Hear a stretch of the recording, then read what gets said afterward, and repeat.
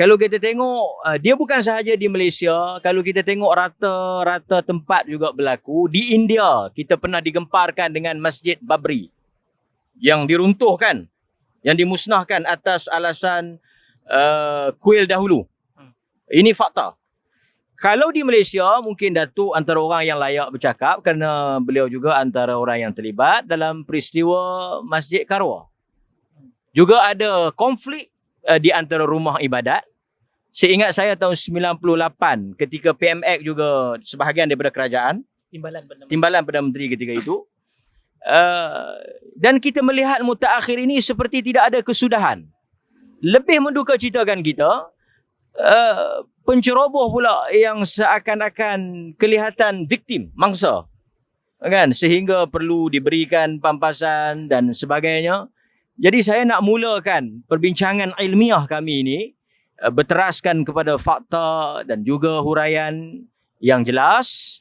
Mungkin Datuk boleh memberikan gambaran tentang rumah ibadat. Bukan sahaja kuil, mungkin gereja, masjid. Dari sudut perspektif Islam. Mungkin daripada zaman Nabi hingga kepada hari ini. Silakan Datuk. Assalamualaikum warahmatullahi wabarakatuh. Alhamdulillah, salatu wassalamu ala rasulillah wa ba'd.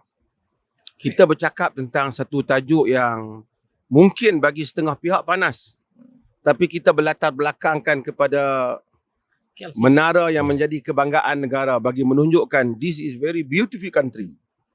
Negara yang cantik dengan kepelbagaian yang ada, rakyat yang hidup dalam keadaan yang aman.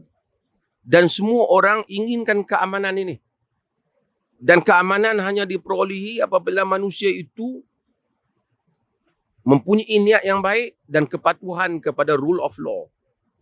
Kepatuhan kepada kedaulatan undang-undang. Dan ini yang kita perkatakan. Sebelum kita nak masuk dalam tajuk ini. Walaupun kuil ataupun rumah ibadat ataupun apa-apa tempat ibadat haram itu bukan saja berlaku di negara kita. Berlaku juga di tempat-tempat yang lain. Tetapi layanan ataupun cara pengurusan yang dibuat oleh negara kita ini saya rasa tak ada di tempat lain ni buat. Tadi Ustaz Mat sebut di India. Di India bukan sahaja rumah ibadat, masjid yang memang sudah buat begitu lama. Ratusan tahun menjadi tempat ibadat umat Islam. Diruntuhkan begitu saja. Kita boleh pergi mungkin di negara barat. Bolehkah seseorang membuat rumah ibadat tanpa mendapat kelulusan pihak berkuasa? Tidak boleh. Bukan saja tidak boleh, bahkan mereka yang melakukan hal itu akan diambil tindakan oleh undang-undang. Tapi di Malaysia, keadaannya pelik. Orang yang buat menceroboh tanah orang, membuat rumah ibadat bagi agamanya, tiba-tiba merasakan dia menjadi bangsa, menuntut pampasan daripada pihak kerajaan, dan menganggap usaha ataupun tindakan supaya dia keluar daripada rumah ibadahnya itu satu ancaman kepada agama. Satu isu agama. Yang mana dia mesti dipertahankan, apa yang dia ambil itu tidak boleh dipertikaikan ataupun diperkatakan. Sehingga kan perkataan haram itu sendiri tak boleh dianggap tak boleh kata. Ini mungkin lebih kurang sama dahsyat dengan Palestin. Ambil tanah orang, kemudian mengaku ketuanan di atas tanah itu. Ini isu yang kita perkatakan.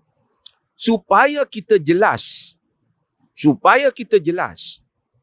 Islam tidak mengganggu gugat rumah ibadat orang lain yang dibina secara sah. The only religion yang mengisytiharkan perjuangan perang yang disebut sebagai jihad di dalam Islam bukan saja mempertahankan masjid, tetapi mempertahankan juga rumah-rumah ibadat yang sah.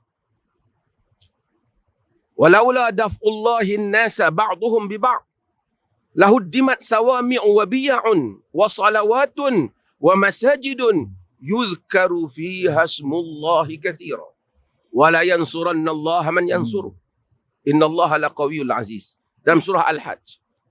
Jika Allah tidak menjadikan manusia itu tolak menolak, fight each other untuk menstabilkan keamanan. Jika tak berlaku ada pihak yang mempertahankan keamanan, nescaya akan dibinasakan rumah-rumah ibadat rahib-rahib, Kristian, Yahudi, sinagog dan masjid yang disebut di dalamnya nama Allah banyak-banyak. Demi sesungguhnya Allah akan menolong orang yang menolong agamanya. Para sarjana, terutama di dalam mazhab Malik, mereka menyebut bahawasanya jihad di dalam Islam itu bukan saja mempertahankan masjid, mempertahankan juga rumah ibadat yang sah. Itu supaya mereka jelas. Kita bukan isu perkauman dan ataupun isu Islam mengajak berperang dengan agama lain. Tidak. Bahkan di dalam disiplin peperangan dalam Islam, disiplin peperangan, antara golongan yang tak boleh dibunuh ialah ahli-ahli ibadat yang beribadat di dalam rumah-rumah ibadat mereka. Tak boleh dibunuh. Sekiranya rumah ibadat itu sah. Bahkan kita dalam fatwa Perlis bincang tentang masalah rumah ibadat ini. Bolehkah orang Muslim masuk ke dalam rumah ibadat orang lain? Untuk masuk tengok. Ada beberapa isu fiqh di situ. Tetapi salah satu syarat Muslim nak masuk ke rumah ibadat bukan Muslim, mestilah mendapat keizinan pihak agama berkenaan. Itu dinaskan di dalam mazhab Syafi'i. Dinaskan dalam mazhab Syafi'i. Betapa menunjukkan Islam agama sejahtera. Religion of peace. Tapi yang kita sedang perkatakan ialah satu golongan puak manusia yang mengambil tanah orang tanpa izin ataupun tanah awam kerajaan, membina rumah ibadat dia. Dan kemudian mempertahankan dia. Dan sanggup nak bergaduh, berperang dengan orang lain. Atau menimbulkan kekecohan kerana rumah ibadat itu dianggap tidak sah dan ataupun orang suruh dia keluar. Ini kes yang sangat berbeza. Ini pencerobohan. Dan menganggap apabila ditimbulkan isu ini akan menimbulkan sensitiviti agama. Ia bukan penyerangan pada agama. Dia bukan soal agama. Ya. Manusia pergi buat rumah di atas tanah orang lain pun dikutuk. Ini kan pula pergi buat rumah atas rumah Tuhan. Rumah yang disandarkan kepada rumah Tuhan di atas tanah orang lain. Logik manusia, bukan saja orang Muslim, civilized person, manusia bertamadun tidak akan dapat menerima hal ini. Supaya kita very clear. Sebahagian saya tengok aktivis-aktivis yang kononnya ini isu agama, ketegangan nama. Apa agama? Berapa ratus juta orang Islam di India diruntuhkan. Masjid-masjid. Itu agama. Tapi di sini, berapa banyak rumah ibadat kamu yang ada yang tidak pernah diganggu gugat. Yang orang perkatakan ialah tentang rumah ibadat kamu yang kamu bina di atas tempat yang kamu cerobohi.